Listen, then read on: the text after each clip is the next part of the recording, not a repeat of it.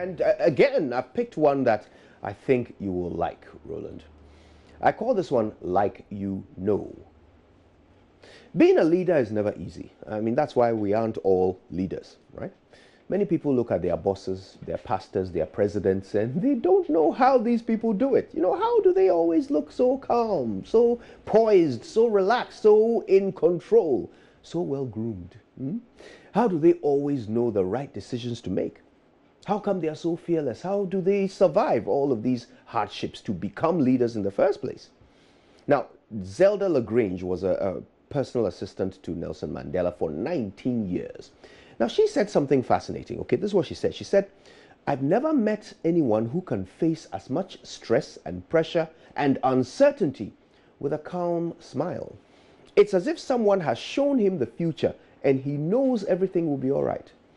By the end of my first day as his assistant, I thought he was superhuman.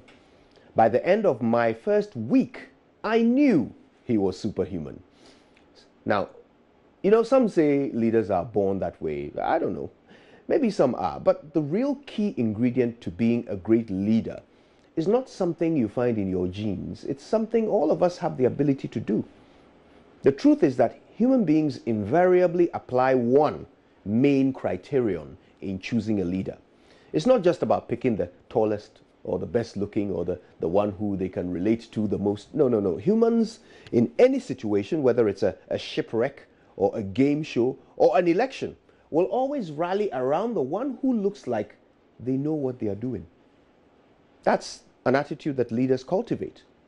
Of course, it's easier to do when you actually do know what you're doing, all right? Which is why I always advise young people to do things that they are passionate about and then just put all effort into becoming as knowledgeable about that thing as possible. But even with all the knowledge you can fit into your head, you will often come across situations where you don't immediately know what to do. And your team will be looking to you for guidance, watching your every move. How do you deal with such situations? How do you pastors or presidents or CEOs, how do they deal with such situations? How would Mandela have handled it? Well, let me tell you a story.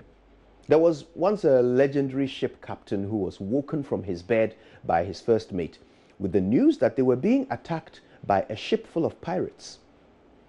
"Bring me my red shirt," he said calmly, and of course the first mate, a bit confused, but well, he did what the captain said, and the battle with the pirates lasted over 3 hours, but in the end, the captain and his crew prevailed.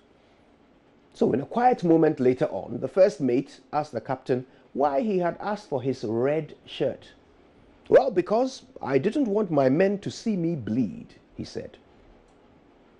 My dear friends, the key to making your team believe in you is that you must never let them see you bleed. Never let them see you confused. They must never see you panicking. Panic is more infectious than the most deadly virus, and it spreads just as fast. The appearance of confusion will cause everyone who follows you to doubt not just you, but themselves too. Imagine if one day your pastor stood up in church and said, "I'm not sure God exists." Yeah, imagine that. You see, as a leader, you owe it to your people to remain calm no matter what. This duck on water analogy is often used to illustrate this. Calm and serene on the outside while paddling furiously beneath the surface. You're going to have tough decisions to make as a leader, but you need others who may not be as vested in the outcome as you to follow you through those tough times. So you need to act like you know the outcome. And those who are looking to you for leadership will follow you through any storm.